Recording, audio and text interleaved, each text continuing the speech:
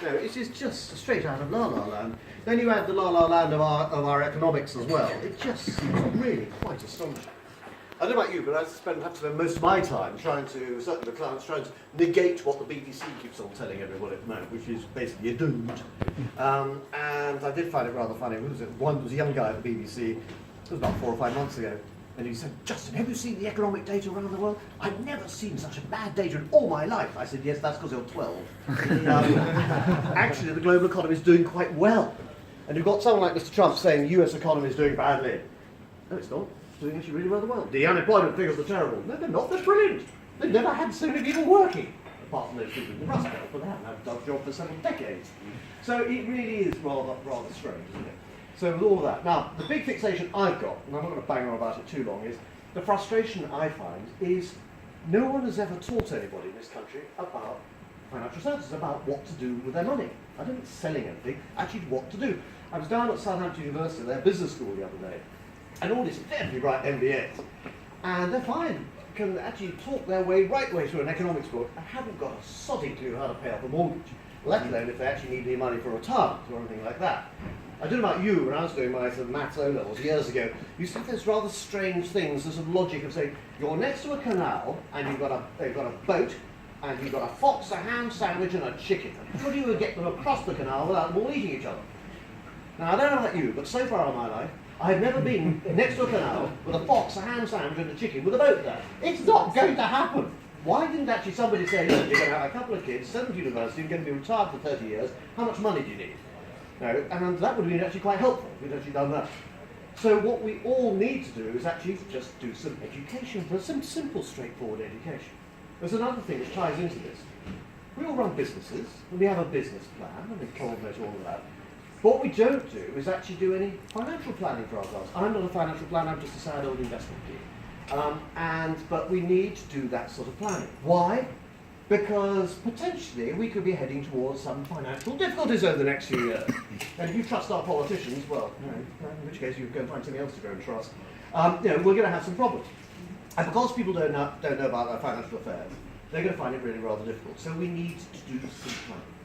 And sadly, if you go to a bank, and some of us who actually worked for the joys of Barclays for many years, God bless them, they would never teach you about anything like that. They'd just flog you another product or something like that. That's unfair to Barclays. They were all doing it, weren't they? Well, actually, what we need to do is actually just try and do some proper planning. Because you think about what your family's like. I remember at Barclays, they used to refer to the nuclear family. We're all part of the nuclear family. The nuclear family, apparently, the family is supposed to have 2.4 children. As yet, I've never come across a 0.4 of a child, although my daughter's heading that way. Actually, of course, most of us belong to a great British institution, the dysfunctional family. And the dysfunctional family consists... Sorry. And the dysfunctional family consists of... Well, I'm sure it doesn't apply to any of you. I'm sure you're perfectly functional. But it's husband, wife, second-hand husband, second-hand wife, and maybe another partner thereafter. Unless you're a Labour peer from Hull, in which case there are several partners thereafter. Below that, you've got your children. Well, you think they're your children. So you've got brother, sister, half-brother, half-sister, step-brother, step-sister, and good God, where did you come from? And a black Labrador. And in my family, we did actually turn up to one funeral of one family, and there was, good God, where did you come from? We had no idea she was another one, but anyway, no matter. Now, if you subject the blood test, you could be related to all of those. If it includes a black Labrador, please report to the police, yourself to the police. And so you could draw a wiggly line around your family. We'll all be different. That's quite simple. Now, good news is your parents are living longer. A bit too long, but living longer. Worse news is so are hers, and hers. So, obviously, in terms of your family, you've got to include them within this because they're part of the financial plan as well. So your wiggly line will, again, vary somewhat. Now, this is good news and bad news. The drugs have worked, I realise this, but it is quite astonishing. Grandparents cluttering up the country, for God's sake. I mean, you just look at what's happening with all the golf clubs at the moment. And as you start going on Seniors' Day on the trains, you break your leg going to the buffet show. You'll never get there. There are just millions of them. And not only that, they get up to some sort of late 70s and then announce, I've got a new partner. That's disgusting. I don't want to know. So you've got a whole array of these grandparents. But that's not all, is it? No, the drugs are far too good. Great-grandparents. Look, they should have gone by now. No, you've stuck them in a home in Worthy. They think they're on a liner going to New York or something like that. They haven't a clue where they're going. But you've got to still look after them. So you've now got 5 generations of this lot, all of whom have got various assets and liabilities and financial requirements. and no one's organised any of it at all. Oh yes, there are all sorts of us in our various professions, but no one actually coordinates it. They need you, they need in terms of the lawyers, the accountants, people to coordinate all of this. The investment bit is a sad bit, just on the end of it. The alternative is, of course, you could just go along to one of the banks, and you could stand in a queue for a while, waiting to get served in a bank. Meanwhile, a small boy with a skin complaint and a clipboard normally comes up to you, doesn't he? Same, I don't know, they particularly recruit them with acne, I think. And comes up to you and says, "Sir, what?" You're not quite going to tug your trousers, but it's getting quite close. "Sir, would you like..." "No, not really. What is it?" "Look, do you have any idea what my family looks like? I've got to get the money down from this lot up here, who are just about to peg it but lasting far too long, down to this lot before Hammond nicks it. Is whatever you're offering going to help?" "Well, it's a nice, sir." "Well, it's not going to help, is it?" "No, not very." "Oh, piss off." So what are you supposed to do? No one has told you what to do. And then you turn around to the financial services industry, and frankly, it doesn't fill most people with much confidence, does it? I'm surprised anybody's got any money at all. Look at the choice. You could have gone to the banks. Yeah, all right then. You could have gone to the private banks and had your money taken off you, but in a slightly smarter language. You could have gone to the insurance companies because they took your pension. Take being the obvious word. It was just naughty when you got it back, you suddenly find Philip Green was in it. Where else could you go? Stockbrokers, Pomford, Skips and redbraces don't really help very much. You could have gone to the old IFAs till you worked out that most of them weren't very high and provided FA. So where could you go? And of course, no one's educated us. Our parents were useless at it, because bless their cotton socks, they worked either as a profession or they worked in one of the large organisations, and of course they worked until they were 65, retired for 5 or 10 years and popped their clogs. So the medical things were sorted out for them, pension was sorted, it was all dead easy. All the rules have changed, mucked up by the Treasury and by the politicians, and no one's told us what to do. So, actually now, everybody needs to have it properly coordinated. I don't care whether it's through their lawyer, through their accountant, or even through a proper financial planner, but actually coordinate that. Now, what happens if you do that?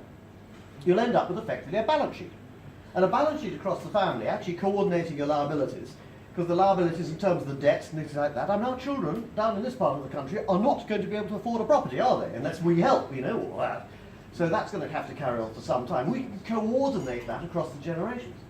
As for the assets, well, the assets, of course, quite often people say, well, I've spread my assets around. What you mean is they've just actually invested them in different places or different firms, and actually they've invested in identical stuff. They haven't spread it around. They've actually concentrated the risk. But they don't even know what's in it to start with. Why? Because our industry ensures we send you documents which are so astonishingly dull that they serve no practical purpose other than keeping the draft out. And so therefore you don't know what's going on. But if you actually have that sort of balance sheet of your assets and liabilities across the family, you then sit there and look at the balance at the bottom. You go, good God, we're worth that much. You really would be surprised at how much the family's worth. And if you then are working out a plan with your accountant, with your solicitor, or whoever it happens to be, every year, because the family changes. You're not going to sit down with the family and discuss it. Good God, you can't spend more than 3 days together at Christmas without trying to throttle each other. So how are you going to do that? But you could sit down actually with one of the professions and coordinate all of that.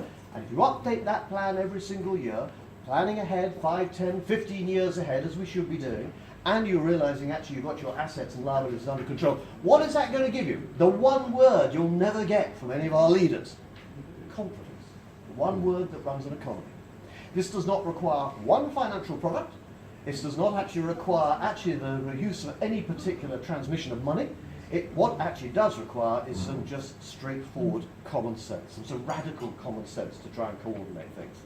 So it's something we all need to do because none of us have actually done it. Now the other problem is, particularly in my industry, we've gone out of our way to make it as dull as possible so nobody actually understands what's going on. Bear in mind that's what we do in the city, isn't it? We make sure we speak in different languages. Prior to Big Bang, you certainly had that because the back office and stockbroking firms actually had different terminology from the partners to make sure the partners never had any idea what was going on. Mind you, they didn't anyway, because they spoke with clarity, which was just how much claret they had at lunch. And so that it really didn't matter too much. You can't make it entertaining, but you can make it engaging. And one of the things I found is, and it wasn't our idea because we would never occur to us, we're far too stupid, it was actually our clients. Some of our clients turned around and said, why don't you try doing this? And these clients were geeks. And they're geeks to the extent they're software games writers. They wrote things like Donkey Kong, GoldenEye, sold their business for an obscene sum of money. Anyway, I've got the privilege of looking after some of that money for them. And so we said, okay, why don't you write your world in our world? So what does a pension or an ISA look like? The answer is it looks like a donut. And it explodes and makes rude noises. I've discovered with software people, when they write games, they all have to make rude noises. So you have a gently farting pension. And of course you then sit there and you actually make it engaging. So instead of actually have a 22-page document on your pension, which you will never read, you actually have something which is quite interesting to look at. There's the globe where your stuff is invented. They even said, do you remember those Wii guns? They said, do you realise we can connect the Wii gun up to the areas where you've invested in the world? And so therefore it's not performing, you could destroy it. Now, I don't think we quite get the idea of this game's idea. We're not actually out there to destroy areas. But the idea is you could then make it fun.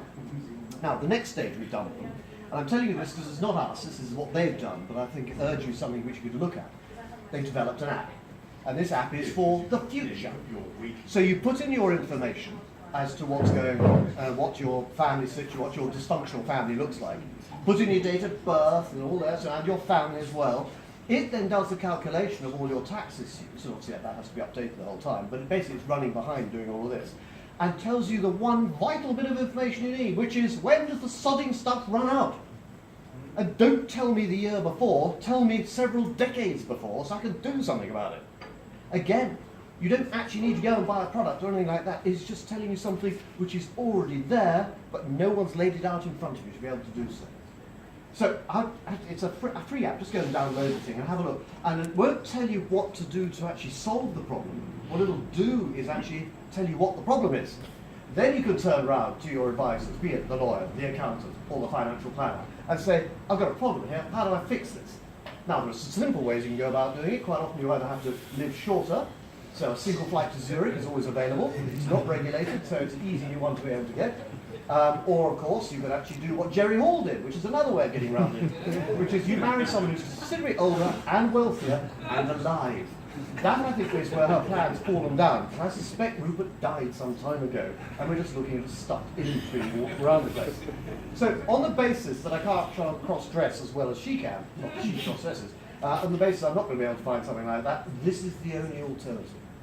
Now, given that the average pension, not payment, pension lump sum that people have is just over £30,000, the nation has a huge problem. And you may think, yes, but this is the great unwashed, they have no idea what's going on. Yes, it is, but it's also an awful lot of people who we will probably all know as well. And they just put their heads in the sand because they don't want to think about it. How am I going to get out of this? I'm going to win the lottery. People do still say it. And of course, the fact we're all living longer, the Americans actually solved this problem because they are the only developed nation, whereas we're all living longer. The Americans are now living shorter. Why? Because they've all got diabetes. They've got so fat, they're now killing themselves off. There's a bit of hope for Trump yet.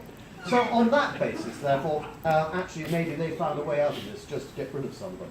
As I was saying, we've got the other problem with far too many grandparents, far too many great-grandparents, but there's value in them, their grandparents. Doesn't matter if they think on the line and go to New York, organise their finances for them, organise the rest of the family, and we'll all be in a much better position. That is, I think, probably all I want to say. The alternative, of course, I suspect, is we're all going to end up living in utter penury. Don't rely upon the government, because whatever government it is, it won't have the money. So if you're relying on your state pension, we know it's not very much, it's got a little bit better, it's going to be even less in years to come. So you don't need another product. You don't need anything to be sold to you. The power of this lies within your own hands, but we all have to put some homework in to go and do so. And the good news is, if you take the considered knowledge of the professions in this room, actually, you probably don't need to go anywhere else. Best of luck. Thank you.